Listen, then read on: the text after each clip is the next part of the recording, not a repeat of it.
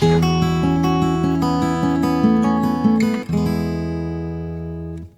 हम स्टार्ट करने जा रहे हैं chapter 11, that is loan schedules. सबसे पहले बात करते हैं लोन क्या होता है। जब भी हम कोई पैसा लेते हैं किसी से एंड हमारी नीयत है उसको वापस करने की, तो दैट इज कॉल्ड लोन। ठीक है।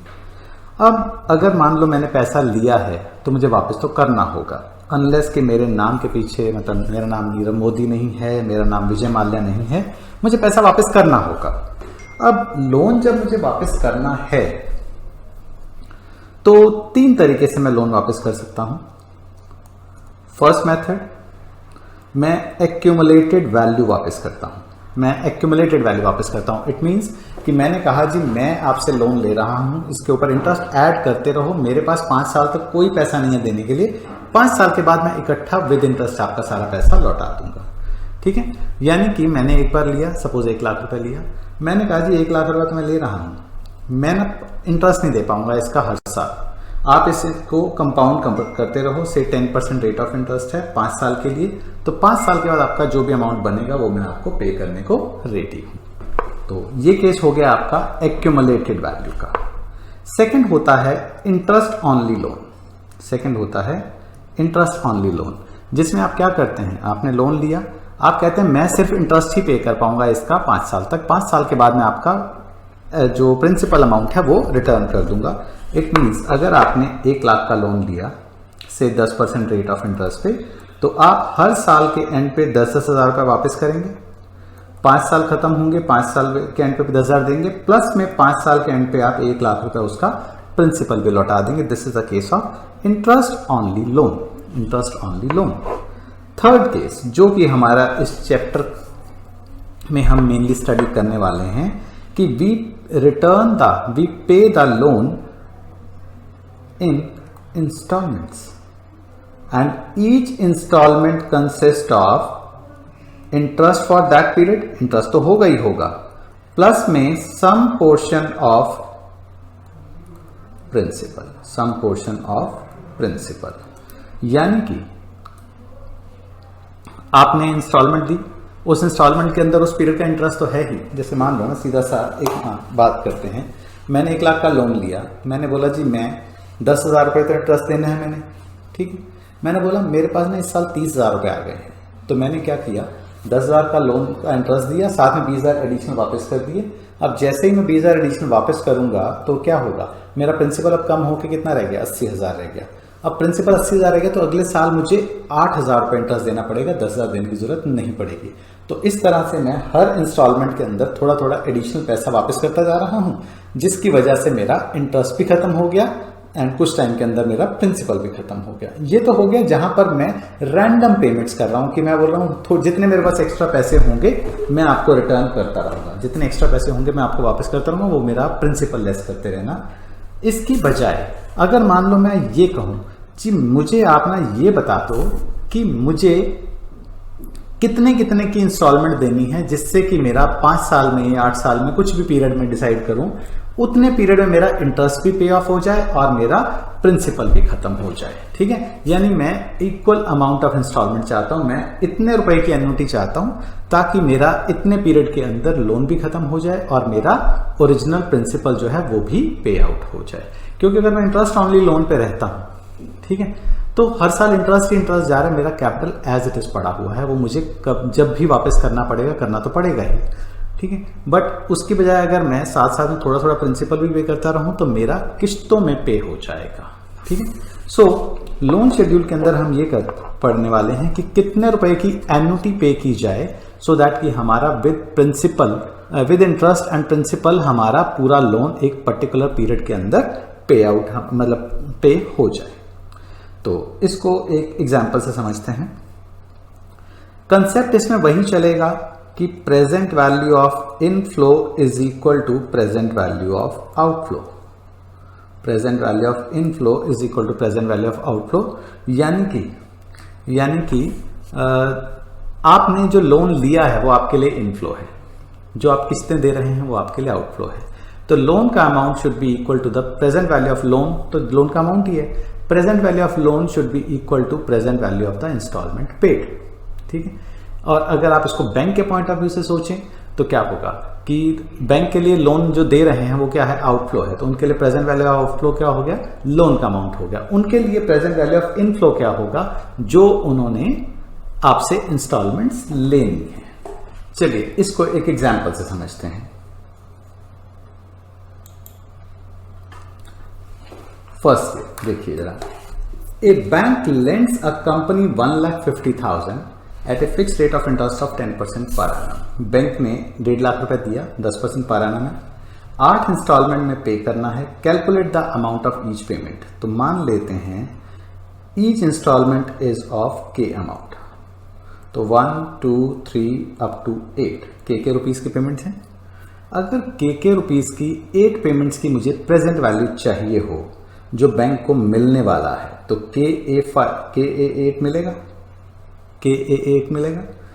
ठीक है, क्योंकि एट द एंड ऑफ, अब इसमें बोला तो नहीं है कि ये एनुटी इन ड्यू है या एनुटी इन एरियर है, तो हम मान के चलते हैं जब कुछ नहीं स्पेसिफाई होता तो एनुटी इन एरियर ही होता है, तो उसी को ऑर्डिनरी एनुटी बोलते हैं।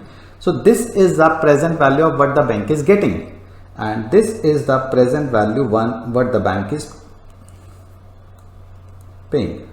तो 1.5 लाख बैंक ने दिया, के रुपीज की उनको 8 इंस्टॉलमेंट मिलने वाली हैं एट द रेट ऑफ 10%। जो भी इसको सॉल्व करके के की वैल्यू आएगी 1,50,000 divided by A8 eight the rate of 10%, वो आपका इंस्टॉलमेंट का अमाउंट हो जाएगा। This is the first case जिसमें कि इंस्टॉलमेंट में भी कोई चेंज नहीं आ रहा और इंटरेस्ट में भी कोई चेंज नहीं आ रहा। बट आगे हम ये भी देखेंगे कई बार ऐसा होता है कि इंस्टॉलमेंट बदल जाती है, कई बार ऐसा होता है कि फिक्स रेट ऑफ इंटरेस्ट की बजाय हमने वेरिएबल यानी कि फ्लोटिंग रेट ऑफ इंटरेस्ट पे लोन लिया होता है, जिसमें कि कुछ टाइम के बाद हमारा इंटरेस्ट रेट चेंज हो जाता है। तो एक एक करके हम इनको कंसिडर करते हैं। ये हमारा फर्स्ट केस हो गया जब इंस्टॉलमेंट भी लेवल है एंड इंटरेस्ट जो है वो भी throughout the tenure same है, चलिए सेकेंड केस देखते हैं। A loan of 1,50,000 is repayable by equal annual payments at the end of each of the next 8 years, यानी कि इंस्टॉलमेंट तो अभी भी सेम है। इंटरेस्ट जो है 7% पहले 3 साल तक लगने वाला है। तो पहले तो मैं लिख लेता हूं जी, इंस्टॉलमेंट है मेरी 8, के रुपीज की इंस्टॉलमेंट है, उनमें कोई चेंज नहीं है। पहले 3 साल तक इंटरेस्ट रेट जो है मेरा 7% का है और इसके बाद इंटरेस्ट रेट चेंज होकर मेरा 11% हो जाएगा। ठीक है, इसके बाद इंटरेस्ट रेट चेंज होकर 11% हो जाएगा। लोन लिया है 1,50,000 का, मैं जानना चाहता हूं कि इंस्टॉलमेंट क्या होगी। तो मेरे लिए जो प्रेजेंट वैल्यू ऑफ, अगर मैं बैंक के पॉइंट ऑफ व्यू से सोचूं तो प्रेजेंट वैल्यू ऑफ आउटफ्लो क्या है, that is the amount of loan 1,50,000। Bank को आने क्या वाला है, प्रेजेंट वैल्यू ऑफ इनफ्लो क्या होगा। देखो बैंक को आने हैं के रुपीज 3 साल तक, कौन से रेट ऑफ इंटरेस्ट पे, 7% रेट ऑफ इंटरेस्ट पे, प्लस के रुपीज 5 साल तक, कौन से रेट ऑफ इंटरेस्ट पे, 11% रेट ऑफ इंटरेस्ट पे। बट ये रेट ऑफ इंटरेस्ट, ये जो आपको प्रेजेंट वैल्यू मिल रही है, ये मिल रही है प्रेजेंट वैल्यू कहां पे, डायरेक्टली 0 पे। बट ये जो प्रेजेंट वैल्यू मिल रही है ये कहां मिल रही है, ये है प्रेजेंट वैल्यू एट 3।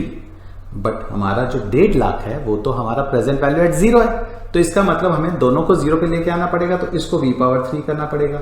V3 तो मैं कर दूं, but applicable rate of interest उस पीरियड में है कौन सा, उस पीरियड में एप्लीकेबल रेट ऑफ इंटरेस्ट है 7% का। तो V³ eight the rate of मुझे क्या करना पड़ेगा, 7% करना पड़ेगा।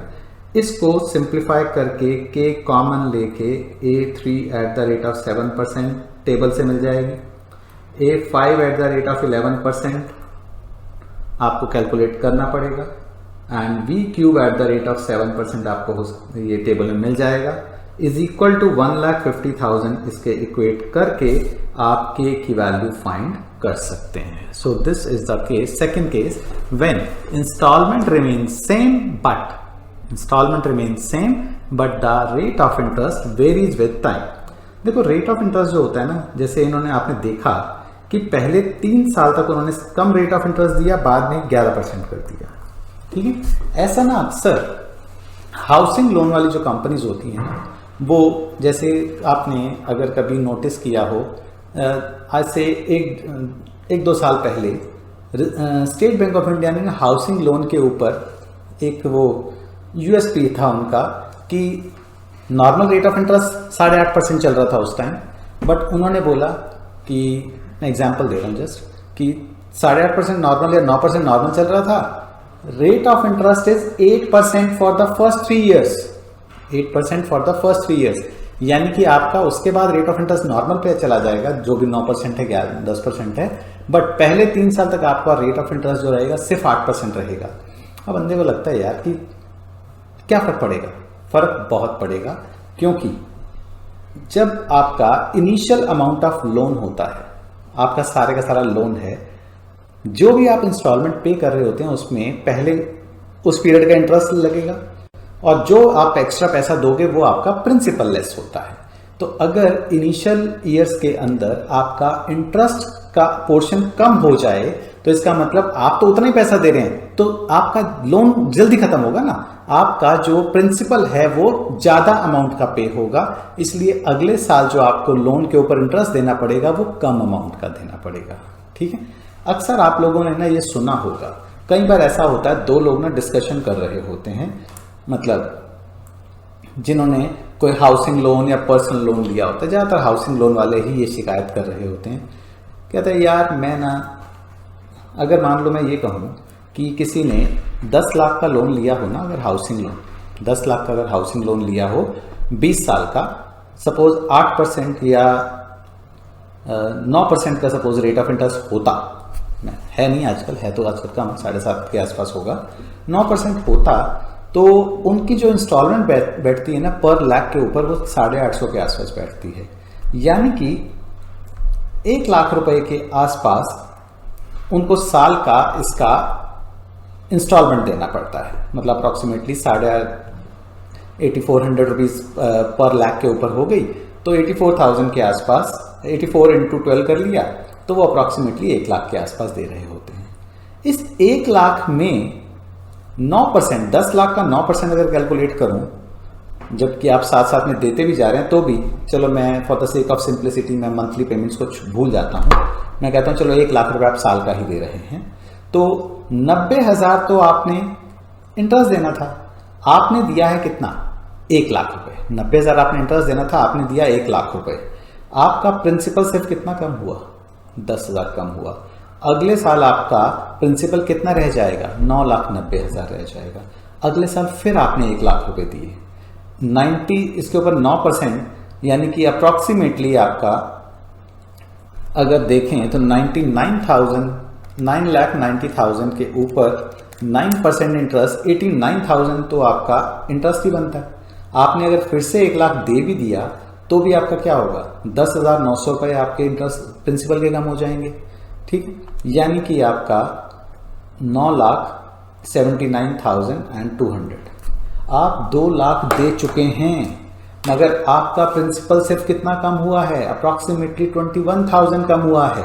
तो 2 लोग आपस में ना आप डिस्कस कर रहे थे, यार मैं ना हर साल लाख रुपए देता हूं, पिछले 5 साल के अंदर, पिछले 5 साल में कम से कम मैं 5 लाख रुपए दे चुका हूं। आज मैंने बैंक में पूछा जी मेरा लोन कितना बैलेंस है, वो कहते हैं कि आपका लोन 9.5 लाख रुपए बैलेंस है, या आपका लोन 9 लाख रुपए बैलेंस है, या 5 लाख रुपए दे चुका हूं और मेरा लोन सिर्फ 1 लाख कम हुआ। दूसरा बंदा बोलता है हाँ यार मैंने भी ये देखा है, बैंक वाले ना पहले अपना ना इंटरेस्ट काटते हैं, प्रिंसिपल आपका लेस ही नहीं करते, पहले वो ना पूरे टेन्योर का इंटरेस्ट आपसे ले लेते हैं। ठीक है, तो पहले वाले का तो कंसर्न रियल है, पहले वाला तो कंसर्न रियल है क्योंकि नजर आ रहा है, दूसरे वाला ना बेफालतू का अपना ज्ञान जो है ना वो चिपका रहा है, कुछ नहीं पता उसको, बस वर्ड सुना हुआ है कि बैंक पहले इंटरेस्ट लेता है। हाँ, बैंक अपना उस पीरियड का इंटरेस्ट तो पहले लेगा ही आपसे, बाकी जो बचेगा आपका प्रिंसिपल में से लेस करेगा। तो ऐसा नहीं कि बैंक पूरे टेन्योर का अगर देखें कि 9% साल का है, 20 साल का 18 लाख रुपया बनता है, तो तो आपका 10 लाख के ऊपर जब तक आप 18 लाख पे नहीं कर दोगे तब तक आपका प्रिंसिपल लेस नहीं करना शुरू करेगा। ऐसा नहीं होता।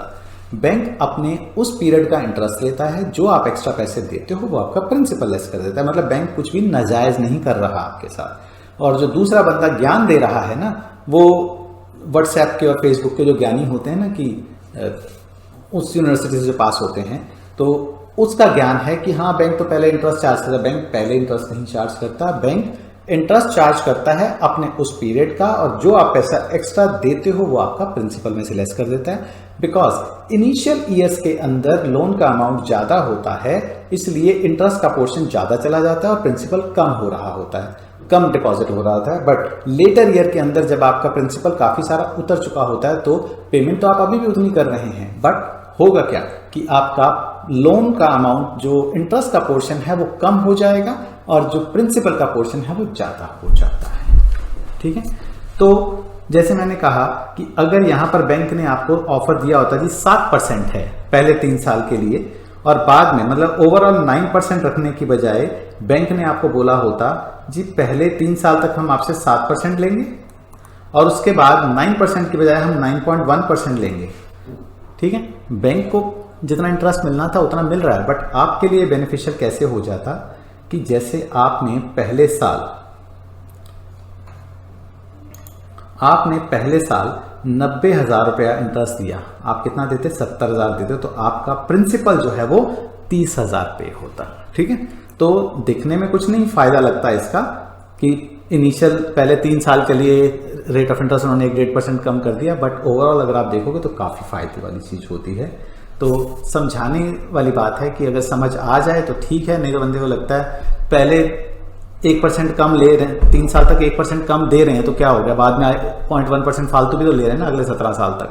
तो 3% का फायदा दिया और बाद में अगर 0.2% फालतू ले लिया 17 साल तक, तो क्या फायदा हुआ, 3.4 तो फालतू ले लिया उन्होंने। ठीक है, बट अगर आप ओवरऑल देखेंगे तो ये बेनिफिशियल होती है ऑफर आपके लिए। चलो, ये मैंने बता दिया कि उस प्रॉब्लम का सॉल्यूशन, मतलब ये जो मिथ है कि बैंक पहले अपना इंटरेस्ट लेता है बाद में आपका प्रिंसिपल लेस करता है, ये मिथ का मैंने आपको बता दिया कि ये मिथ ही है, ये एक्चुअल कंसर्न नहीं है।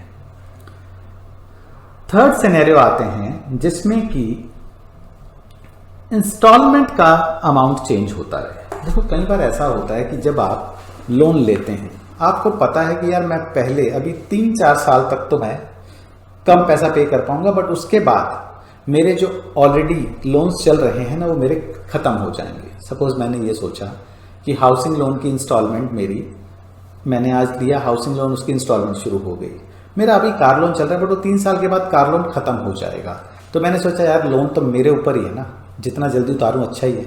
तो मैंने बोला जी 3 साल तक तो इंस्टॉलमेंट इतनी दे सकता हूं मैं, इसके बाद इंस्टॉलमेंट जो है ना, जितनी मेरी कार की इंस्टॉलमेंट जा रही है सपोज 15,000 महीने की, मैंने बोला 3 साल के बाद में 15,000 फालतू भी दे सकता हूं। उससे क्या होगा, मेरा लोन जल्दी पे ऑफ हो जाएगा। तो अगर इंस्टॉलमेंट का अमाउंट वेरी कर रहा हो तो उस सिचुएशन में किस तरीके से हम इंस्टॉलमेंट की वैल्यू कैलकुलेट करते हैं। जैसे क्वेश्चन है, a loan of 1 lakh is repayable by 8 annual payments. Same वही है, 1 2 3 4 5 6 7। ठीक है, इंटरेस्ट 7.5% है throughout. Payment 1 to 3 are half as much as payment 4 to 8। यानी कि अगर इसकी मैं के मान लूं तो 4 से लेकर 8 तक की जो पेमेंट है वो कितने की है, 2K की है। यही बात, अगर मैं ये इंस्टॉलमेंट को के मान लूं तो उसके बाद की जो इंस्टॉलमेंट है वो कितने की है, 2K की है।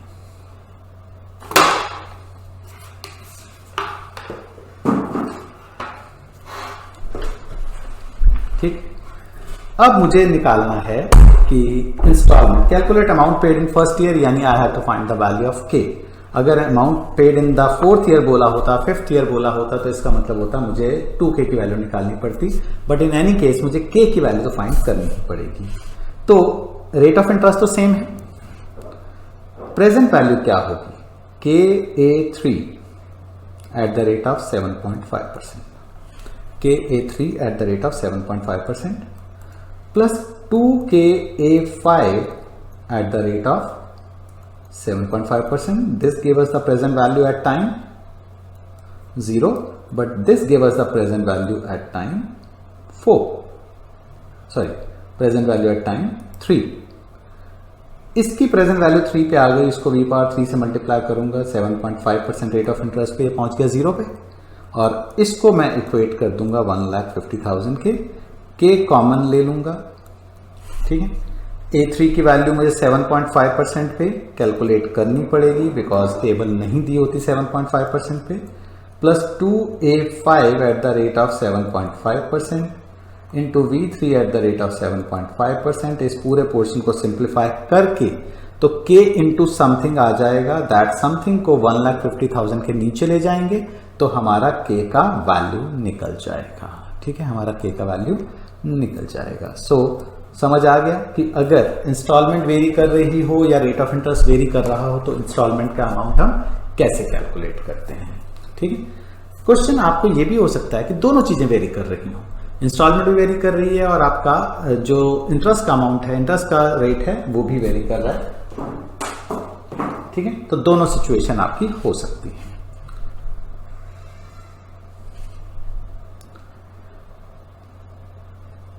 चलो, अभी तक हमने केस किया जिसमें कि हर इंस्टॉलमेंट जो थी ना एनुअल बेसिस पे थी। हो सकता है जैसे जब भी हम लोन्स लेते हैं ना, कोई भी लोन लेते हैं, से कार का लोन लिया, हाउसिंग लोन लिया, तो हमारी ना एनुअल पेमेंट नहीं जा रही होती, हमारी नॉर्मली जो पेमेंट जा रही होती है मंथली जा रही होती हैं। तो आपने एक वर्ड सुना होगा EMI। ठीक है, EMI that is equated monthly installment, that is equated monthly installment, यानी कि बराबर अमाउंट की मंथली इंस्टॉलमेंट जो है उसको हम EMI बोलते हैं। तो अगर जैसे मैं ये कहूं कि 6,50,000 का लोन है, ये क्वेश्चन देख लेते हैं, 6,50,000 का लोन है, मंथली पेमेंट से रीपे करना है 5 साल में। इसका मतलब रेट ऑफ इंटरेस्ट जो इंस्टॉलमेंट है वो कितनी है, 60 है। इंटरेस्ट जो है पर एनम का है, क्योंकि इंटरेस्ट पर एनम का है, पेमेंट मंथली जा रही है, it means this is a case of annuity payable pthly. This is a case of annuity payable pthly in which np हमारा 60 है और पी हमारा 12 है। रेट ऑफ इंटरेस्ट मेरा 10% का है, लोन मेरा 6,50,000 का है। सो मान लो K रुपीज की मंथली पेमेंट है, मान लो K रुपीज की मंथली पेमेंट है, तो 12K बाहर क्या लिखते हैं हमेशा पीएचली में, total amount paid in one interest period. 12K कितने साल, 5 साल है, क्योंकि NP डिवाइड बाय P करूंगा तो N आ जाएगा। पेबल पीएचली है तो 12 हो गया, at the rate of 10% is equal to 6,50,000 का लोन है।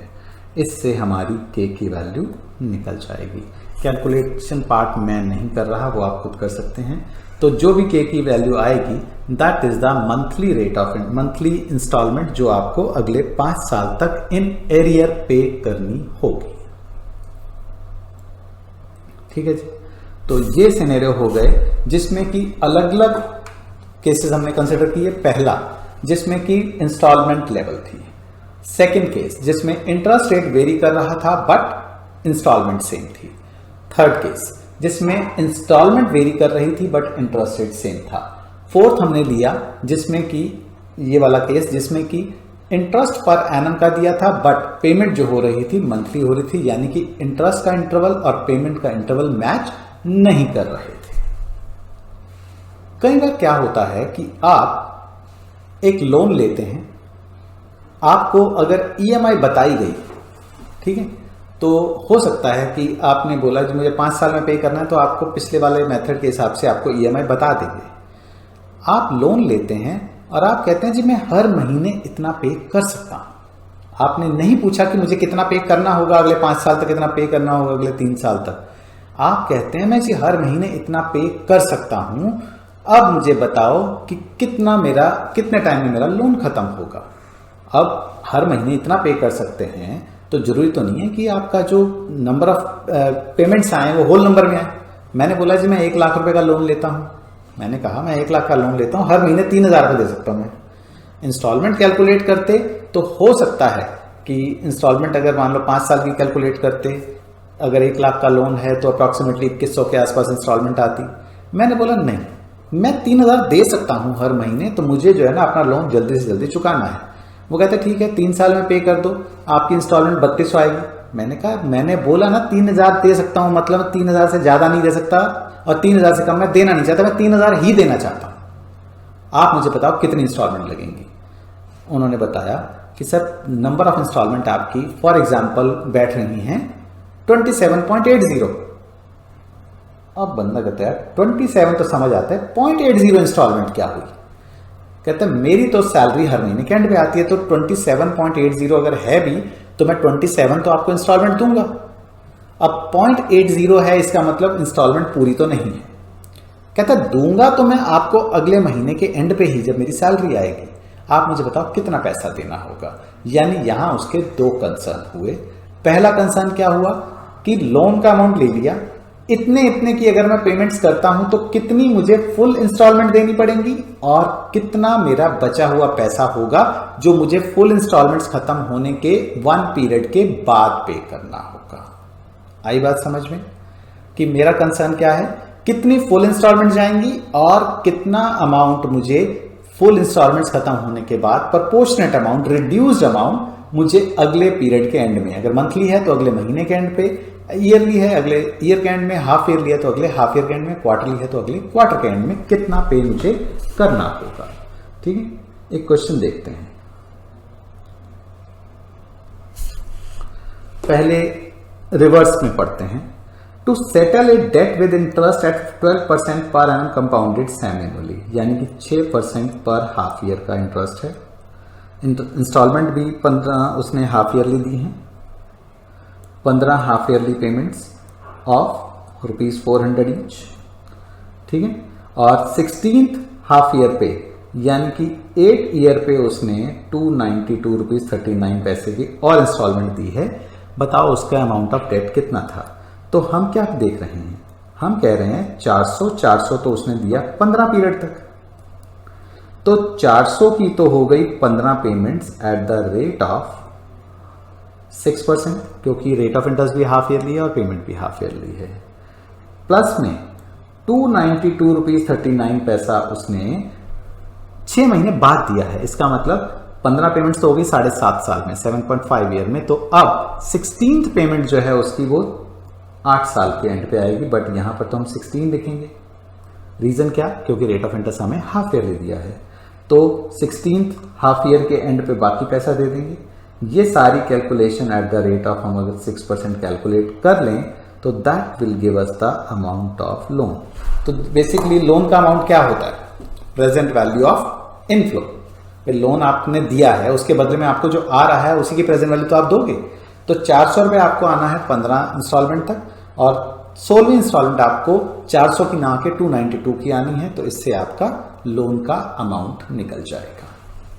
ठीक है, ये तो सिंपल सा केस हो गया। बट मैं जिसकी बात कर रहा था, जिसके बारे में मैं डिस्कस कर रहा था, वो क्वेश्चन कुछ इस तरह से होगा। ये पढ़ो जरा। To settle a debt of ₹1 lakh with interest at 10% per annum, Karina agrees to make full payment of 3,000 at the end of each month. ठीक है, ये इसको हम डॉलर ना लेके इसको भी हम रुपीज ही ले लेते हैं, बिकॉज नहीं तो कन्वर्जन का चक्कर पड़ जाएगा। ठीक है, 3,000 की उसने पेमेंट्स की हैं हर महीने के एंड पे, और फाइनल रिड्यूस पेमेंट वो कर रही है 1 महीने के बाद। Find the number of full payment needed and the final payment. To settle a debt of ₹1 lakh with interest at 10% per annum, Karina agrees to make full payment of ₹3,000 at the end of each period and a final reduced payment 1 month later, यानी जितनी full payment हो जाएंगी उसके 1 महीने के बाद वो बाकी जो आखिरी बचा हुआ पैसा है वो वापस कर देगी। Find the number of full payment needed and the final payment. हमें नहीं पता कितनी पेमेंट जाएंगी। अब यहाँ पर प्रॉब्लम क्या है कि रेट ऑफ इंटरेस्ट है हाफ मंथली या ईयरली, बट पेमेंट कैसे हो रही है, मंथली। चलिए देखते हैं। देखो मान लो इंस्टॉलमेंट कितने की है, यहाँ पर 3000 की, तो 12 इंटू 3000 से it takes n years not n periods, it take n years क्योंकि रेट ऑफ इंटरेस्ट पर एनम दिया हुआ है, payable monthly at the rate of 10% to repay the loan of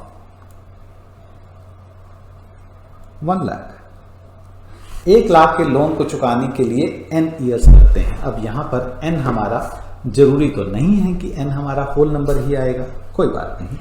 हम क्या करते हैं, 1 lakh divided by 12 into 3000, a n को लिख लेते हैं 1 minus b n divided by i 12, ठीक है, एट द रेट ऑफ 10%।